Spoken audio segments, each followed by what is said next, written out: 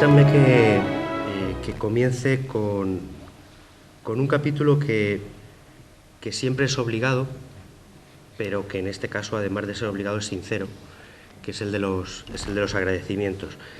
Pero me ha venido muy bien todo lo que ha dicho Francisco antes que yo, porque me ha ido dando pie a algunas de las cosas que yo iba diciendo. Francisco ha hablado de las relaciones topográficas, ha hablado del partido de Quintanar, ha hablado de la sociedad, ha hablado de Criptana, ha hablado de los diferentes grupos y, bueno, pues ya les digo, algunas de las cosas que yo tenía pensado explicar, Francisco me las ha adelantado y me ha venido como muy bien. Jorge al principio, conocedor de que yo me dedico al tema morisco, dijo, pues habla de moriscos. Y yo le dije, no, le contraprogramé un poco y le dije, voy a hablar de los grupos sociales en la época del Quijote. Que los moriscos son un grupo social de la época del Quijote, pero lo voy a ampliar un poco más. Al final, y a pesar de esa contraprogramación, verán que yo voy a terminar hablando de moriscos. A mí mi tema me pierde. Pero también les voy a hablar del resto de la sociedad. El tema que me ha traído hoy aquí es, como ven en la portada, La Mancha de Don Quijote. Con permiso de don Miguel de Cervantes, yo le he dado la vuelta al título de la novela, que era Don Quijote de la Mancha, pues yo, La Mancha de Don Quijote. Y me sirve para hablar de un tema, de una cuestión que muchas veces damos por sabida, que es el Quijote, que prácticamente todos los que estamos aquí hemos leído, hemos ojeado, hemos releído, pero a la que en muchas ocasiones no le hemos prestado, como le decía Don Quijote en la novela a Sancho, toda la atención que requiere. Permítanme que, antes de empezar a hablar de la Sociedad de la Mancha, hable de la Mancha. 4 minutos. Si yo les hiciera hoy una encuesta aquí, y una pequeña encuesta, y les preguntara de dónde son ustedes, de dónde se sienten ustedes, probablemente todos ustedes me dirían que son de Criptana, que se sienten criptanenses. Y acto seguido me dirían que son de La Mancha. Espero no equivocarme, pero muy poquitos de ustedes me dirían que son castellano-manchegos. Y menos aún me dirían que son castellanos. Casi todos me dirían que son manchegos. Bueno, pues esa encuesta a mí me la hacía un profesor mío cuando yo era estudiante y de vez en cuando me permito yo también la licencia de hacerla en clase. Y el resultado no falla. El resultado no falla. Aunque no tiene nada de científica, no falla, a veces falla, pero aunque no tiene nada de científica, es una encuesta que indica muy a las claras el arraigo de las gentes con su tierra, el sentimiento de pertenencia que nosotros, porque somos manchegos, tenemos con La Mancha, pero que un murciano puede tener con Murcia, o un habitante de Castilla la Vieja, Castilla León, puede tener con la comarca de Toro, por ejemplo.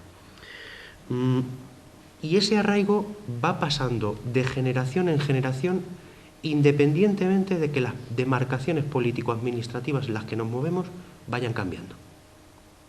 Todos ustedes son manchegos, todos se sienten manchegos, independientemente de que ahora nuestra región se llame La Mancha o Castilla-La Mancha, y de que antes se ha llamado Castilla la Nueva, y de que en el siglo XVI Campo de Criptana estuviera en el partido de Quintanar. Todos se sienten manchegos, porque sus padres se sentían manchegos, sus abuelos se sentían manchegos, sus tatarabuelos en el siglo XVIII se sentían manchegos, y los tatarabuelos de sus tatarabuelos de sus tatarabuelos en el siglo XVI, que era la época del Quijote, se sentían también manchegos. Todos conocemos más o menos qué es La Mancha. La Mancha es la región natural que se extiende aproximadamente, como ven en el mapa, entre el Tajo y Sierra Morena, más o menos, que incluye territorios de las actuales provincias de Toledo, de Cuenca, de Albacete y de Ciudad Real, y que se caracteriza por ser una región llana, por ser una región seca también. Debido a ser llana y a ser seca, los árabes ya la llamaron Mansa, que es la seca, precisamente. Ese mismo sentimiento que nosotros tenemos de pertenencia a La Mancha ya se tenía en el siglo XVI, cuando Felipe II ordenó hacer las relaciones topográficas de las que hablaba antes Francisco y de las que les he traído la primera página de Campo de Criptana. La primera página de las relaciones topográficas del pueblo en el que hoy estamos. Por aquel entonces los habitantes de la comarca, los habitantes de toda la comarca de Criptana, de toda La Mancha, respondieron casi de manera unánime que ellos vivían en La Mancha, que su pueblo estaba en La Mancha, que se sentían de La Mancha, que cultivaban la tierra de La Mancha. Y si las respuestas de cada uno de ellos las plasmáramos en un mapa, nos daría como resultado este. Cada punto rojo es un pueblo en el que sus habitantes contestaron que pertenecían a La Mancha. Y en azul me he permitido la licencia de traerles o de demarcarles La Mancha natural. Eran buenos geógrafos. Queriéndolo o sin querer, con sus respuestas nos estaban diciendo qué era La Mancha. Antes de venir aquí, Jorge me ha llevado al Pozo de Nieve y le he dicho, es un sitio perfecto para saber lo que es La Mancha. Cuando un habitante de Criptana subía a la ermita, subía a la colina y miraba a su alrededor, sabía hasta dónde llegaba La Mancha. Todo lo que le alcanzaba a la vista y que era llano, era La Mancha. Por eso lo tuvieron tan fácil a la hora de responder. Por eso don Miguel de Cervantes tuvo tan fácil delimitar un espacio para su novela. Y por eso nosotros hoy tenemos tan claro, gracias a este mapa, que está hecho con las respuestas de nuestros antepasados del siglo XVI, lo que era La Mancha. No cabe duda, por lo tanto, de que los habitantes de Criptana en el siglo XVI sabían muy bien lo que era La Mancha. Esa Mancha fue la que Cervantes describió, la que identificó como una región poco benévola, como una región calurosa, seca, dominada por la planicie, en la que la monotonía apenas si se rompía con algunos hitos de relevancia, con las ventas, por ejemplo, que Cervantes describe en el capítulo 16 de la primera parte, o con los molinos, un elemento tan criptanense, que salen ya en el capítulo 8 de esa primera parte. En esa Mancha, en aquella Mancha de finales del siglo XVI y de principios del siglo XVII, convivieron diferentes tipos sociales, convivieron diferentes personajes que, ahora lo vamos a ver, sin mucha dificultad podríamos ascribir a un grupo social o a otro, y que Cervantes describió. Y los describió, permítanme el comentario, con una minuciosidad tal que ni el mejor de los sociólogos, y que me perdonen los sociólogos si hay alguno en la sala, pero ni el mejor de los sociólogos podría describir a esa sociedad que Cervantes describió. Déjenme que les hable un poquito primero de la estructura de la sociedad del Antiguo Régimen. Para hablarles de la estructura de la sociedad del Antiguo Régimen, les he traído, bueno, este era el plano de Criptana, el plano de La Mancha con el detalle de los pueblos y con la respuesta que los criptanenses dieron a la pregunta de dónde estaba La Mancha, de dónde estaba Criptana. Y su respuesta fue muy fácil. Está en La Mancha, arrimada a la sierra de Criptana. Y las aguas que llueven le corren desde esa sierra por la orilla de la villa y por medio derechas a mediodía por unos llanos. Déjenme ahora que vaya a la pirámide de la que les hablaba antes. Esta pirámide que nos ha descrito Francisco antes con cierto detalle. La pirámide, esta es probablemente la pirámide social más fácil, mis alumnos la conocerán porque en alguna ocasión la hemos visto en clase, pero es posiblemente la más simple de todas las pirámides sociales que podemos representar para tratar de explicar la sociedad del Antiguo Régimen. Porque es la más simple porque habría que hacerle muchos matices, pero nos sirve para lo que lo queremos. Y nos sirve para describir esa sociedad que Cervantes vio, en la que Cervantes vivió y que Cervantes describió, porque supongo que aunque todos ustedes saben que el tema central de Don Quijote de la Mancha, de la novela de Cervantes, es la ficción, Cervantes no se inventó nada. Cervantes fue un fotógrafo que hacía fotos con palabras y que con sus palabras nos describió como nadie cómo era La Mancha. Bueno, pues en esta pirámide, no sé si lo ven muy bien, pero como justo debajo del segundo escalón hay una separación. Es la separación que divide entre los privilegiados y los no privilegiados. Justo cuando Francisco hablaba de esto era cuando me ha venido el primer sudor, porque digo, yo también tengo que hablar de esto. Es una división que no permite que nadie de abajo suba a la parte superior. Como nos ha dicho antes Francisco, la sociedad del Antiguo Régimen era una sociedad muy rígida, que estaba dividida en diferentes grupos y que no permitía fácilmente que se pudiera pasar de un grupo a otro. En ese escalón superior está el rey, la cabeza de la pirámide, la nobleza y el clero. Cuidado, no había uniformidad. Dentro de la nobleza, Francisco también nos lo ha dicho, había una alta nobleza y una baja nobleza. Dentro del clero había un bajo clero y un alto clero. Donde tampoco había uniformidad era en los 3 escalones inferiores de la pirámide, en los escalones de los no privilegiados. Pero, si se dan cuenta, hay un pequeño detalle sobre el que quiero llamarles la atención. En los bordes de la pirámide, ya lo he oído por ahí, hay escaleras. Y esas escaleras nos están simbolizando que, aunque difícil, dentro del estamento de los no privilegiados sí existía la posibilidad de ascender de nivel. Era complicado, pero existía la posibilidad. Y quiero llamarles la atención también sobre un último aspecto de la pirámide. Fuera de la pirámide hay un señor. A la izquierda de la pirámide hay un señor al que se denomina marginado. El marginado está representado fuera de la pirámide porque en el antiguo régimen, en la Edad Moderna, en el siglo XVI, en el XVII, en el XVIII, se pensaba que el marginado tenía que estar fuera de la sociedad porque no aportaba nada a ella. El marginado podía ser un marginado social, podía ser un marginado económico, podía ser un marginado socio-religioso, ahora hablaremos de ellos, pero lo único que se esperaba de él era que sirviera, si me lo permiten, y voy a ser demasiado reduccionista en el comentario, que sirviera de chivo expiatorio al resto de la sociedad, para limpiar conciencias a través de la limosna, para echarle la culpa a alguien cuando algo malo pasaba. Esa era la función del marginado. Bueno, vista la pirámide, vista la estructura social del antiguo régimen, puede decirse que ese es el armazón sobre el que se asentó el edificio social de la Edad Moderna. Ese edificio social que fue común a La Mancha, que fue común a Campo de Criptana, que fue común a todos los hombres y todas las mujeres que vivieron en nuestra comarca, en nuestra región, y que fue el que Cervantes describió. Vamos a ir escalón por escalón. Cuando Cervantes habla de Don Quijote, lo hace para representar a un tipo social muy concreto, muy propio de la Castilla moderna, muy propio de La Mancha. Representa al hidalgo. El hidalgo, algo hemos dicho antes, era un noble venido a menos. Pertenecía a la escala de los privilegiados, sí, pero no estaba en la cúspide de la pirámide. Era más pobre, por supuesto, que la nobleza titulada, que el duque, que el conde, que el marqués, pero incluso más pobre que el caballero, que es un estadio intermedio de nobleza. Cervantes nos habla de otros tipos de nobles a lo largo de la novela. Por ejemplo, en la segunda parte nos habla de los duques con los que Sancho Panza y el propio Don Quijote comparten mesa y mantel. Pero en el capítulo 22 de la segunda parte, por si alguien se lo quiere apuntar para esta noche, si no tiene otra cosa mejor que hacer, darle una vuelta al Quijote.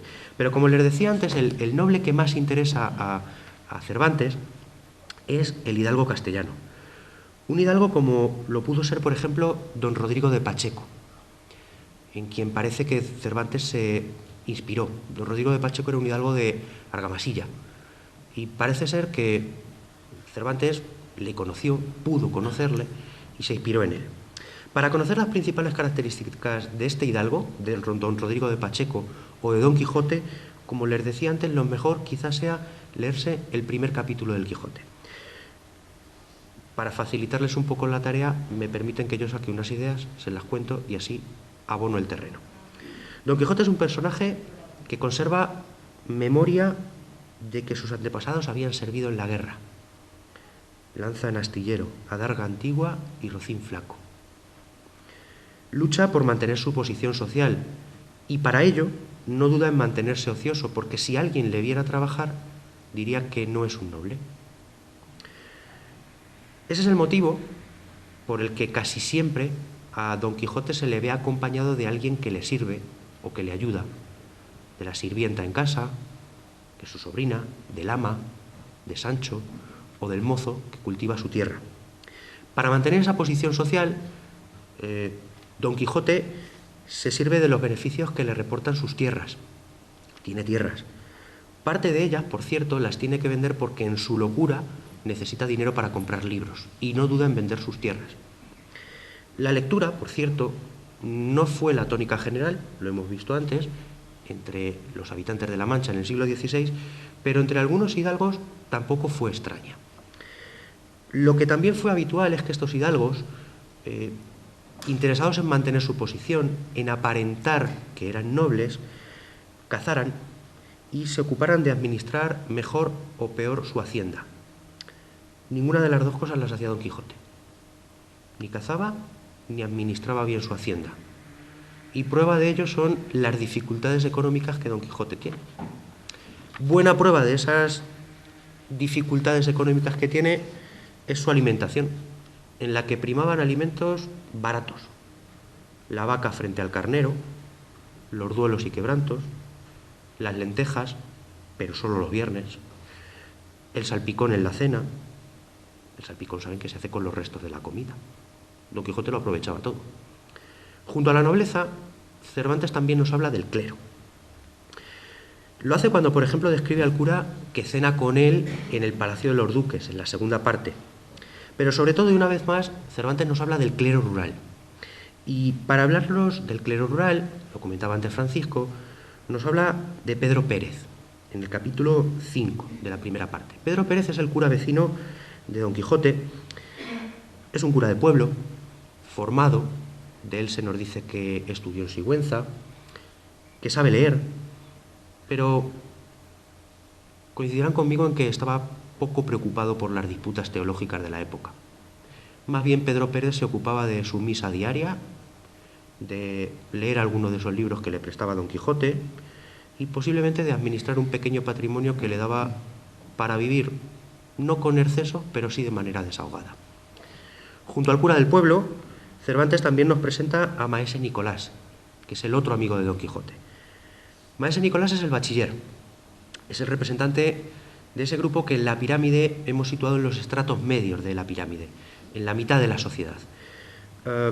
Es barbero, pero los barberos de la época incluso podían tener algunos conocimientos, aunque rudimentarios, aunque no muy científicos, de medicina. También sabe leer, también lleva una vida tranquila, también lee algunos de esos libros que le presta el cura, o lo que le presta Don Quijote, y junto al cura, Maese Nicolás quema en el corral de la casa los libros de Don Quijote. Esa quema de libros, ese incendio de libros, le sirve a Cervantes para presentar, para criticar a otro tipo social que no sale directamente en la novela, pero al que intuimos directamente, que es al inquisidor.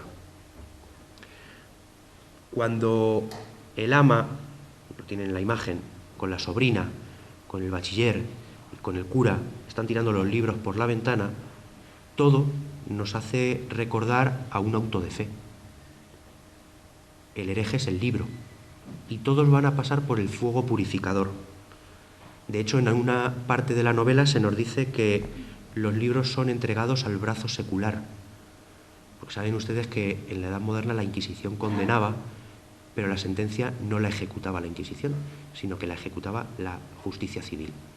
Ese brazo secular, esa justicia civil, en la novela es el ama, es la mujer que vive con Don Quijote.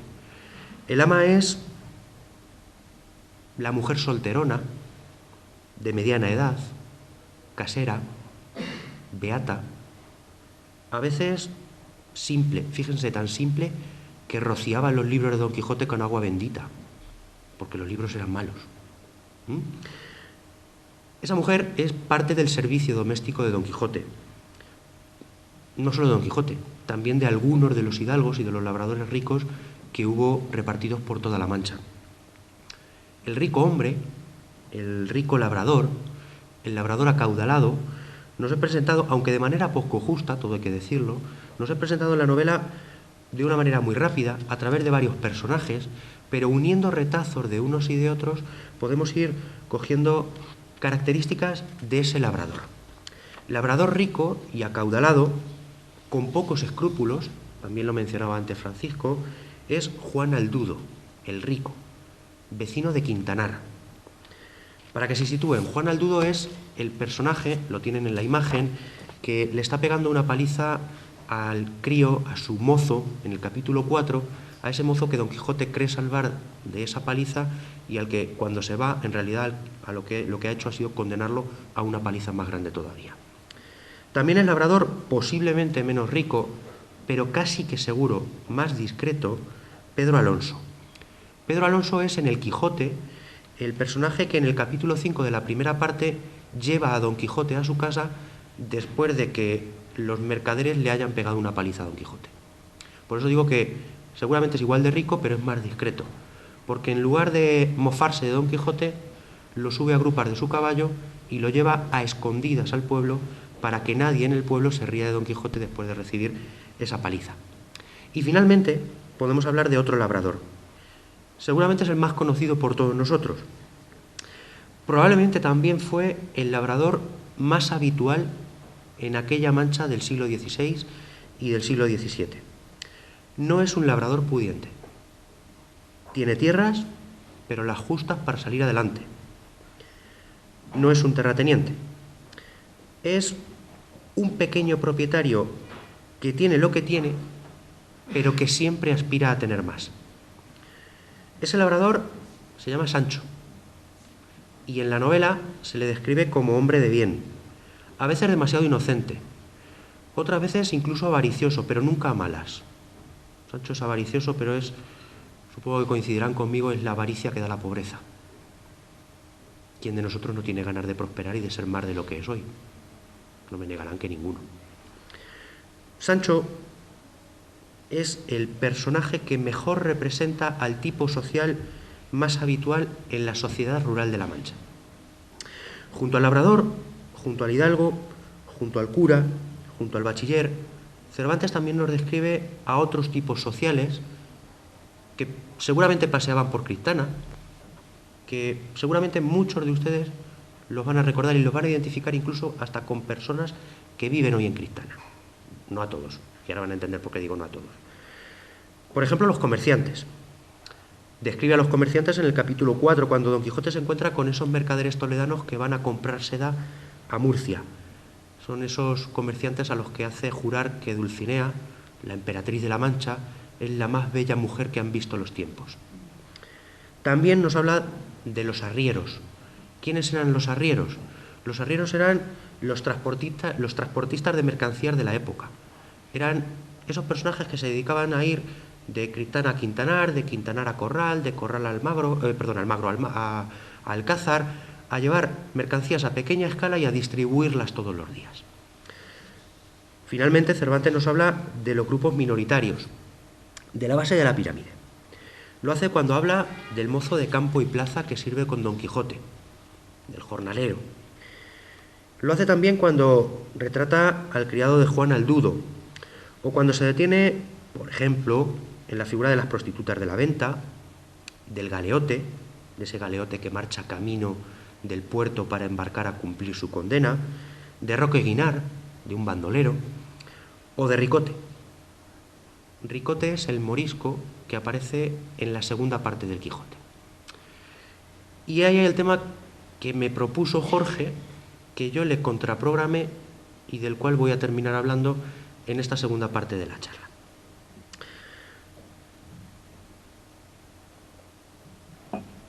Cervantes nos presenta a la minoría morisca en la segunda parte del Quijote, concretamente a partir del capítulo 75. Es uno yo por deformación profesional siempre tiendo a decir esto, van a coincidir conmigo en que siempre tendemos a pensar que lo que uno hace es lo mejor.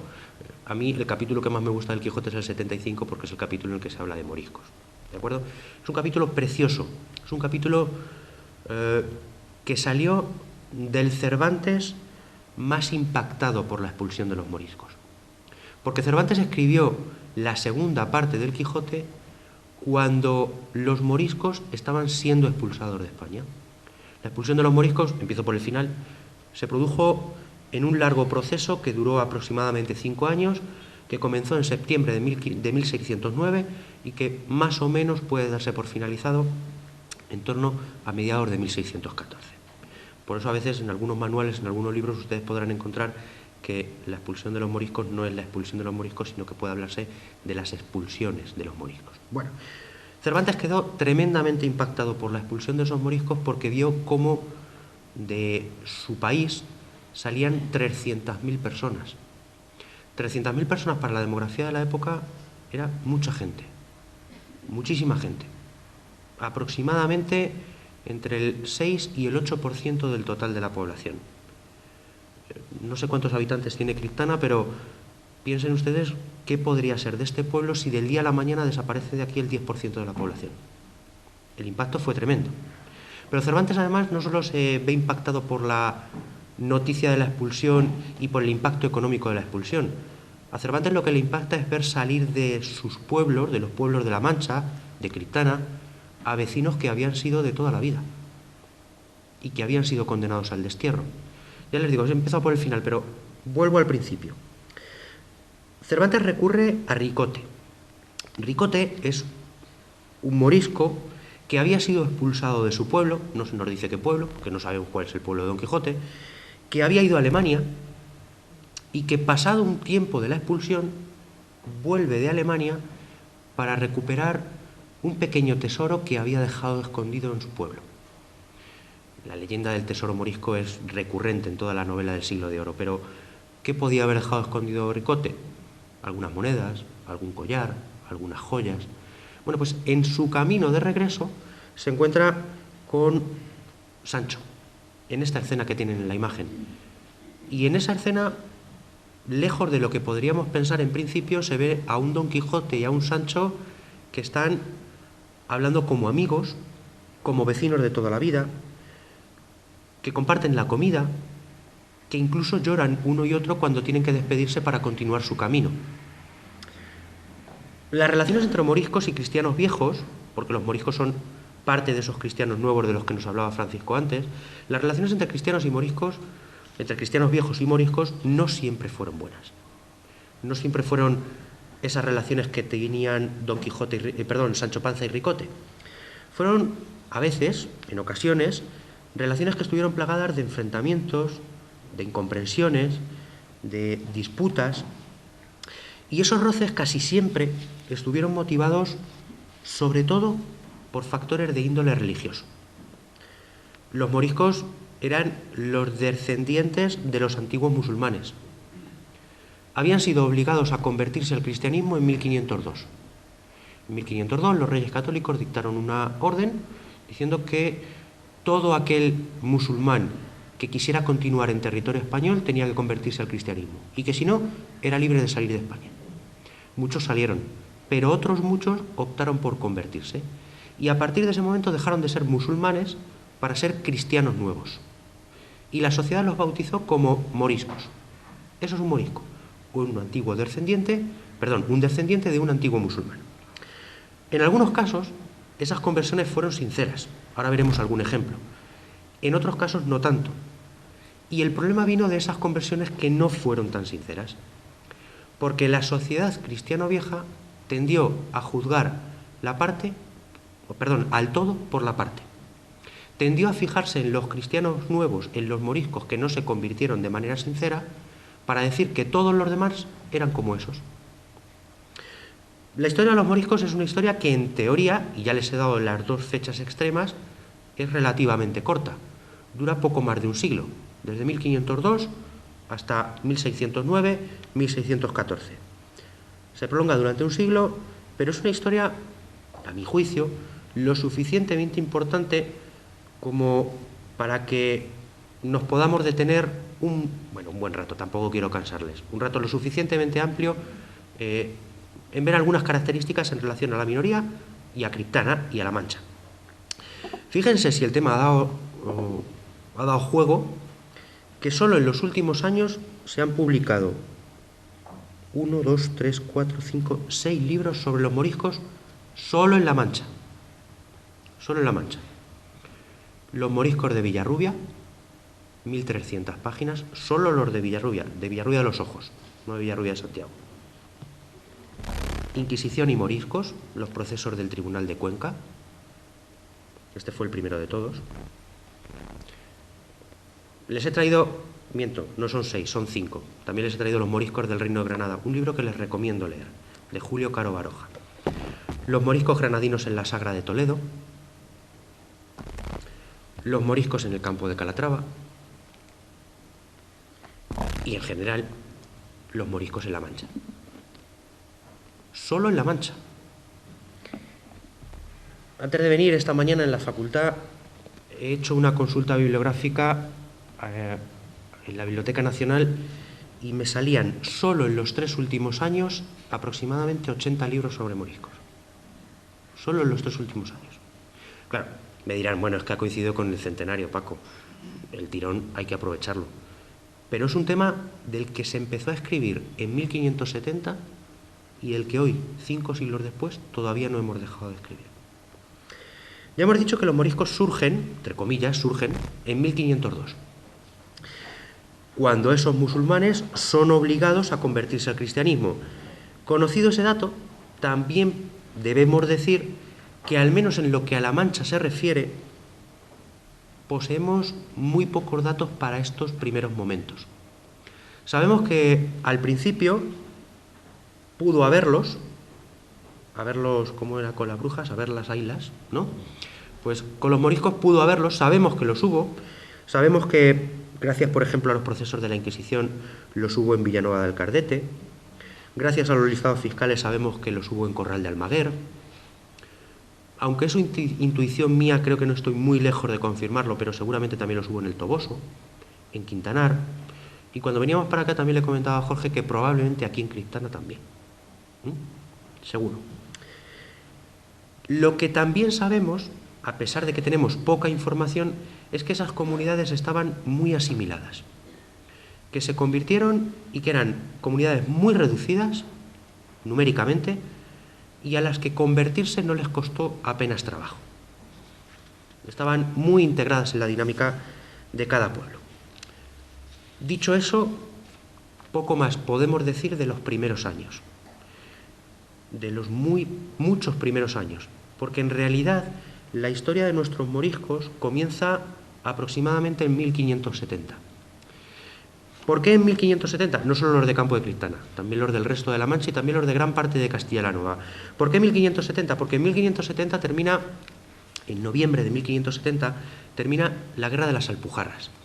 La Guerra de las Alpujarras había sido un conflicto, una guerra civil, que había enfrentado a los moriscos del Reino de Granada con las tropas de Felipe II. Derrotados los moriscos, que se habían levantado contra Felipe II, para intentar solucionar el problema, Felipe II decide sacar a los moriscos del Reino de Granada y dispersarlos por toda Castilla. ¿Cuál era su objetivo? Con esa dispersión, facilitar que perdieran contacto unos con los otros y que esa integración fuera una integración mucho más fácil. El mapa que les traigo representa las rutas que los moriscos siguieron desde Granada hasta los diferentes puntos en los que se asentaron en Castilla. La que nos interesa es la ruta número 1, porque es la ruta que parte de las localidades en las que vivían los moriscos que se avecinaron en Campo de Criptana, que fueron principalmente Huéscar y Cuevas de Almanzora. Son localidades relativamente cercanas a Granada, en la parte oriental del Reino de Granada, y esos moriscos vinieron vía Albacete a parar a Criptana, no solo a Criptana, también al resto del partido de Quintanar. Fue un proceso relativamente complicado, fue un proceso duro. En el camino las cifras indican que llegaron a perder la vida hasta el 20% de los que salieron de Granada. 1 de cada 5 murió en el camino. Pero aproximadamente puede decirse que en el verano de 1571 era un proceso que había terminado. En el verano de 1571 puede decirse que los moriscos que habían salido de Granada en el invierno ya estaban asentados en todos los pueblos de destino. Las cifras que poseemos indican que para toda La Mancha, para toda esa mancha que les he dibujado al principio, llegaron aproximadamente unos 15.000 moriscos.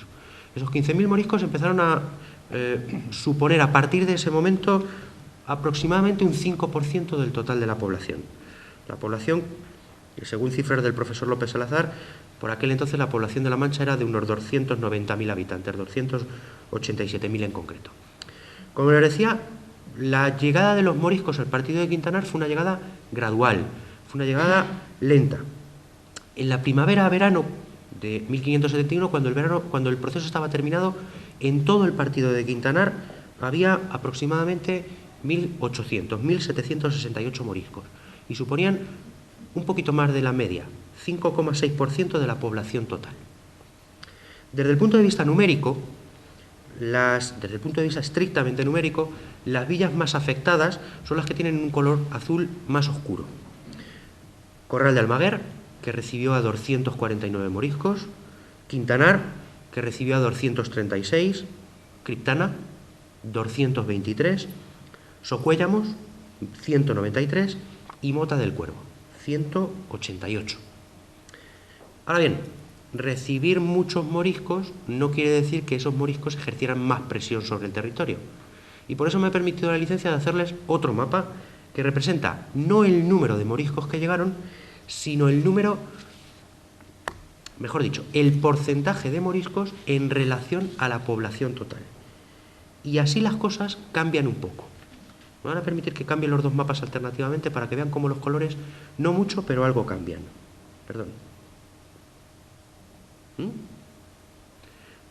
Las poblaciones que más presión tuvieron que soportar después de la llegada de los moriscos fueron Quintanar, que avecinó a un 10% de su población morisca, un 10% de su población era morisca, Cabeza Mesada, un 7,4%, Hinojosos, también un 7,4%, Mota del Cuervo, casi un 7,8%, y Pedro Muñoz, casi un 7,8 también. Criptana, en este sentido, que ya hemos visto que recibió muchos habitantes, como también tenía una población cristiano-vieja relativamente alta, tuvo una presión menor. Y en cifras absolutas, en cifras porcentuales, perdón, tuvo un 4,72. Por lo tanto, aunque llegaron muchos moriscos, los moriscos pudieron quedar más fácilmente diluidos en el conjunto de la población de Criptana. La evolución demográfica de los moriscos de Campo de Criptana y del resto de las villas del partido de Quintanar fue una evolución demográfica parecida, pero con matices. Les he traído 4 pueblos, los 4 pueblos más importantes los 4 pueblos con más población morisca del partido de Quintanar. Campo de Criptana, Pedro Muñoz, El Toboso y Socuéllamos. En todos ellos vemos una tónica general. Ya desde el principio se observan descensos de población. En algunos repuntan, en otros no, pero la tónica general es que en prácticamente todas las localidades se perdió población morisca. Vamos a ver cifras del partido de Quintanar y cifras de Campo de Criptana. En gris tienen la población cristiano-vieja, en rojo la población morisca. El partido de Quintanar experimentó, lo ven en el mapa, lo ven en el gráfico, perdón, un crecimiento de su población en términos generales, por lo menos hasta finales del siglo XVI. A principios del siglo XVII esa población cae. Pero lo que me interesa que vean es cómo la minoría cada vez suponía menos porcentaje de la población, de un 5,59% inicial a un 3,17% final. ¿A qué se debe? No lo sabemos con seguridad. Probablemente a un proceso de migración, probablemente a que muchos de los moriscos del partido de Quintanar optaron por trasladarse a comarcas vecinas en busca de posibilidades económicas más favorables. Probablemente porque también lo sabemos, aunque no tenemos las cifras absolutas, muchos de ellos huyeron a Granada, los pillaron volviendo a Granada. Probablemente también debido incluso a una dinámica demográfica diferente, porque pudieron tener menos hijos que los cristianos viejos, aunque esto es un extremo que faltaría por confirmar. De lo que no cabe duda, como les digo, es que el aporte de la población morisca a la población total del partido descendió, tanto en términos absolutos como en términos relativos, de casi 2.000 a poco más de 1.000 a finales de la historia de los moriscos. Y en Campo de Criptana ocurre algo parecido, con una salvedad. No tenemos datos para 1610. Y con otra salvedad más. La población de Campo de Criptana, la población morisca de Campo de Criptana osciló más. De 223 baja a 172, pero luego en lugar de continuar bajando, subió hasta 194. También me interesa que vean cómo coincide el dato de los porcentajes relativos con el dato que había en el partido de Quintanar. El aporte de la población morisca de Criptana al conjunto va bajando del 4,72 inicial al 3,36 y luego al 3,65, que es un poquito más que en 1589, pero sigue siendo inferior a la cifra de 1570. Bien, bueno, pues Vamos a hablar ahora un poquito de economía. No les quiero tampoco cansar. Contamos con muy pocos datos sobre economía. Los pocos datos que tenemos sobre economía morisca en Campo de Criptana proceden de 1594, del año 1594. Ese año, en 1594, la Inquisición elaboró un padrón en el que intentó recoger uno por uno todos los habitantes de Campo de Criptana, todos los habitantes moriscos de Campo de Criptana, y sus datos nos sirven para ver. Los datos fueron publicados por la profesora Mercedes García Arenal en este libro, en parte, y en un artículo que publicó un poco antes que el libro. La profesora García Arenal nos dice: casi todos se dedicaban al trabajo en el campo. Casi todos, dentro del trabajo en el campo, los moriscos me estoy refiriendo, eran jornaleros, muy pocos propietarios. Y por lo demás, nos dice la profesora García Arenal, también se puede detectar, y esto es algo que ocurre en muchas otras localidades vecinas, una fuerte presencia de moriscos en oficios relacionados con el textil, con el cuero y sobre todo con la actividad comercial. En realidad, nada que hiciera pensar que el comportamiento socioprofesional de los moriscos de Criptana fuera muy diferente del resto de vecinos. He sido demasiado rápido en la cuestión económica porque me interesaba enlazar la última parte de la conferencia con el aspecto religioso. Probablemente entre moriscos y cristianos viejos surgieron problemas de tipo económico, competencias de tipo económico. ¿Quién de ustedes no conoce a alguien que sea rival económico de otro? Dos vecinos que tienen el mismo negocio y que luchan por tener más clientes.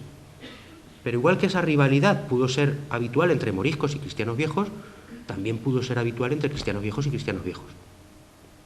Las mayores diferencias que hubo entre moriscos y cristianos viejos fueron diferencias de tipo religioso. Antes les comentaba que muchos moriscos fueron obligados a convertirse al cristianismo a principios del siglo XVI. Y les decía que muchos de esos moriscos se convirtieron de manera sincera y que otros no. Pues la conversión forzosa les persiguió a todos durante todo el siglo XVI. Le persiguió a los que se habían convertido de manera fingida porque practicar ritos del cristianismo iba en contra de su moral y estaban practicando una religión en la que no creían. Pero también persiguió a los que se convirtieron de manera sincera, porque aunque convertidos de manera sincera, el resto de vecinos siempre los señalaba como el moro. Les voy a contar una pequeña anécdota. En mi pueblo hay dos barrios, hay dos parroquias, los chuchos y los borregos. Terminología popular. ¿Saben quiénes son? ¿Saben dónde vivían los moriscos? En el barrio de los chuchos, en el barrio de los perros moros. 5 siglos después se sigue manteniendo el nombre. 5 siglos después se sigue haciendo la diferencia. Y se supone que en Daimiel no hay moriscos desde 1609. Pues todavía hay memoria de aquello. Bueno, sigo. En general, la imagen que los cristianos viejos tuvieron de los moriscos fueron las de unos personajes entregados al vicio de la carne, al vicio malo, a relaciones sexuales desenfrenadas, a tener muchos hijos. La imagen que tenían de los moriscos era la imagen de ser unos personajes avariciosos, acaparadores, a los que no había que dejar solos porque en cualquier momento podían envenenar los pozos del pueblo y hacer que mucha gente muriera. Y a los que sobre todo se tenía como herejes, como gente que no practicaba la religión de Cristo, como gente que tenía que ser juzgada por la Inquisición. Eso es una verdad a medias, porque es una verdad que se basa en extrapolar el comportamiento de los moriscos que sí se comportaron así a los que no. Hace tiempo, don Julio Caro Baroja, el autor de este libro, dijo que en la historia del Tribunal de la Inquisición no puede decirse que los moriscos ocuparan la atención preferente de la Inquisición. Y es cierto, la Inquisición se cebó más, o se concentró más en los judaizantes, en los protestantes, incluso en los cristianos viejos. Me van a decir ustedes, ¿en los cristianos viejos cómo? Pues en los que decían blasfemias, en los que se metían con los curas, en los que se acordaban de la familia del cura, en los que llevaban una vida licenciosa, poco escrupulosa con los preceptos de la fe. El Tribunal de Cuenca, que fue el tribunal inquisitorial que tuvo competencia sobre Campo de Criptana, juzgó aproximadamente unas 3.000 causas entre 1502 y 1610. ¿3.000 causas? Sí, 3.000 causas. En lo que se refiere a los moriscos, apenas un 20% de esas causas. Se supone que entre 1502 y 1610 es el siglo de los moriscos. Bueno, pues solo el 20% de las causas que emprendió la Inquisición eran contra moriscos. A lo mejor resulta que no todos los moriscos eran herejes y que de eso se dio cuenta la Inquisición. De hecho, como les decía antes, los delitos más juzgados por la Inquisición fueron las blasfemias y las palabras contra la fe, que por cierto seguirían siendo los más juzgados ahora. Quien mejor ha estudiado el Tribunal de la Inquisición ha sido la profesora, otra vez cojo su libro, Mercedes García Arenal. Mercedes García Arenal nos dice que, estos son los moriscos, que dentro del Tribunal de Cuenca, que es el que tuvo jurisdicción sobre Criptana, hubo 3 picos principales. Voy resumiendo. Un pico principal de causas en torno a 1521-1530, que coincide con la época en la que muchos moriscos del Reino de Valencia huyen del Reino de Valencia porque allí hay una guerra, la guerra de las Germanías, y se asientan aquí. Otro pico en torno a 1570-1580, que coincide con la llegada de los granadinos después de la guerra de las Alpujarras, y otro pico en los años finales, de la minoría, en los primeros años del siglo XVII, que es cuando todo el mundo se está dando cuenta de que la expulsión puede llegar en cualquier momento y todo el mundo se ceba con los moriscos. Si se dan cuenta, les he representado en color gris al Tribunal de Cuenca, en color blanco al partido de Quintanar y en color rojo las causas que se juzgaron en Criptana. ¿Ven cómo el problema morisco fue minoritario en el partido de Quintanar y en Criptana hasta 1570? No hay causas. Hasta 1570 el Tribunal de Cuenca se concentró en la zona de Guadalajara, en la zona de Arcos, de Deza, donde había muchos moriscos de Aragón.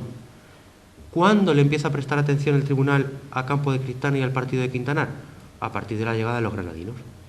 En concreto, creo que tengo las cifras por aquí, 97 procesos en todo el partido de Quintanar entre 1570 y 1610. De esos 97 procesos, 15 en Campo de Criptana. Un 2,6% de los procesos de todo el tribunal. Voy concluyendo, voy terminando. Todo esto tiene que llevarnos a plantearnos una cuestión. Ahora vamos a ver algunos de esos ejemplos que se juzgaron. Como han podido deducir, la importancia de la... Bueno, vamos a dejar el gráfico. La importancia de la actuación inquisitorial sobre los moriscos no puede ser magnificada. No debemos creernos que todos los moriscos eran unos herejes, que todos los moriscos eran musulmanes de verdad. Ahora, tampoco debemos creernos lo contrario. Piensen que estamos en un conjunto poblacional relativamente amplio.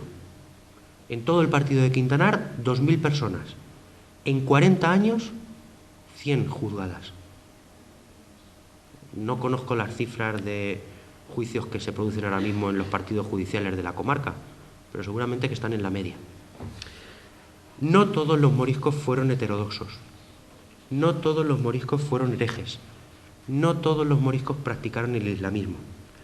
Y me voy a servir del Quijote para terminar. El argumento no es mío, el argumento es de un profesor francés, de Lupiá, y lo retomaron también los profesores Magán y Sánchez González en su libro sobre los moriscos de la Sagra de Toledo. Cervantes nos presenta en el Quijote a 3 tipos de moriscos. Nos presenta a Tío Piello. Tío Piello es el fino moro. Tío Piello es el cuñado de Ricote, el hermano de la mujer de Ricote. ¿Por qué es el fino moro? Porque es el morisco que quiere seguir siendo musulmán. Porque es el morisco que, a pesar de estar bautizado, en secreto sigue creyendo en Alá y sigue practicando el Islam. Ese es el morisco que persigue la Inquisición. Ese es el morisco que hizo daño a los otros moriscos. En Cristana parece que en los años 80 hubo muchos tiopiellos. De hecho, los procesos inquisitoriales nos demuestran que muchos de esos moriscos se reunían los viernes, tal día como hoy, a rezar en casa de uno de ellos, a terminar la jornada de ayuno, el día sagrado para los musulmanes, saben ustedes que es el viernes, y a completar con rezos y con fiestas lo que había sido una jornada de sacrificio. Tío Piello también podría ser Luis Guzmán. Luis Guzmán era un tendero de aquí, de Campo de Cristana, y en su proceso judicial, en su proceso inquisitorial, perdón, se dice que él le dijo al inquisidor que iba a misa para disimular. Les leo textualmente: que iba a misa para que no se echase de ver que vivía en la dicha secta y no le llevasen los 2 reales que tienen de multa los cristianos nuevos por cada vez que dejan de ir a misa los domingos y fiestas de guardar. Vamos, que iba a misa para que no le multaran y le dejaran en paz, pero que luego seguía siendo musulmán. Luisa Mínguez, otra morisca de Campo de Cristana, que nada más bautizar a su hijo, lo cogió, lo llevó a casa y le lavó la cabeza con agua muy caliente para eliminar todo rastro del bautismo. Lo que pasa es que su vecina la vio y la denunció a la Inquisición.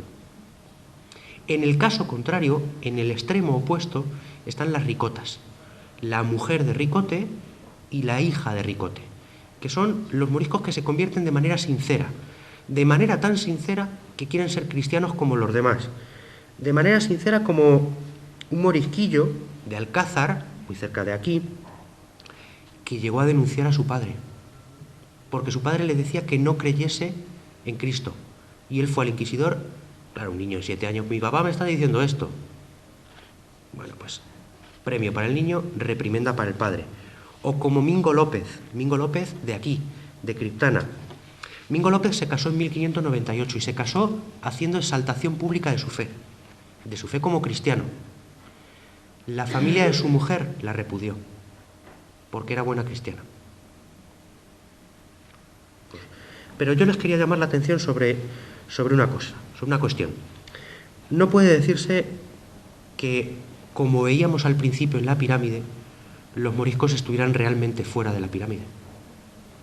Quizá de manera orgánica sí, quizá eran unos marginados, pero muchos de los vecinos de los moriscos sentían a los moriscos como amigos, sentían a los moriscos como compañeros, sentían a los moriscos como correligionarios. Por eso Sancho lloró cuando se tiene que despedir de Ricote, porque Sancho había aprendido mucho de Ricote. Y me van a permitir que termine con un texto. En el año 2009, con motivo del centenario, se elaboró un documental, una película. Abel me parece que la ha visto. ¿Abel la has visto? ¿No? Ese día faltaste a clase, seguro. Una película que... ya no puedo suspenderle. Una película que produjeron Televisión Española, la Casa Árabe de Madrid, la Televisión Aragonesa y la Televisión Catalana. Se llama Expulsados 1609, la tragedia de los moriscos. Seguramente la pueden encontrar por medios que van a permitir que no diga por aquello de la cosa políticamente correcta, ¿de acuerdo? Uno de los... bueno, y a esa película le acompañaron documentales, y en esos documentales hablaban los actores. Uno de esos actores era Fernando Guillén, que falleció hace unas semanas, tristemente fallecido hace unas semanas. En uno de esos documentales, Fernando Guillén nos llama la atención sobre todo aquello que hay de musulmán en nuestra cultura. Y termino con ese texto, son 10 líneas. Decía el actor: la herencia morisca sigue viva en muchos aspectos de nuestra vida cotidiana. Como prueba de ello, solo hace falta escuchar con atención algunas de las palabras que utilizamos cada día en nuestras tareas cotidianas. Hablamos de una almohada cuando vamos a dormir, del alféizar de una ventana a la que nos asomamos, o de la alcantarilla que cruza nuestra calle. Montamos en un caballo alazán, medimos el campo en fanegas, o comemos un albaricoque, nos hospedamos en una fonda, rellenamos un albarán en una oficina y estudiamos álgebra en la escuela, y somos unos zoquetes si no aprendemos bien la lección. El alcalde, el alguacil y el alférez acompañan nuestra vida municipal. Llamamos fulano a una persona que no conocemos bien y alcahuete a una persona que conocemos demasiado bien. Manejamos dinero, que viene de dinar, e incluso decimos ojalá cuando deseamos que suceda algo, y ojalá simplemente es la traslación directa de Alá, lo que era. Esto demuestra que el pasado árabe impregna nuestras costumbres y nuestra vida cotidiana. Muchas gracias.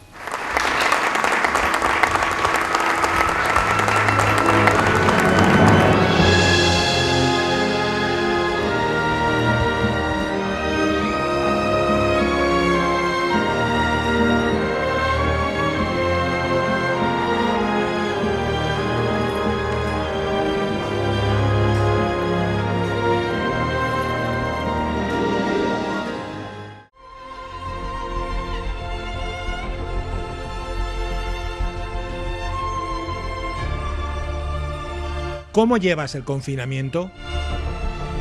Mándanos tus vídeos mostrándonos qué haces en casa. Ejercicio, habilidades, nuevas rutinas, lectura. También puedes mandarnos vídeos de ánimo, porque sabes que juntos lo conseguiremos.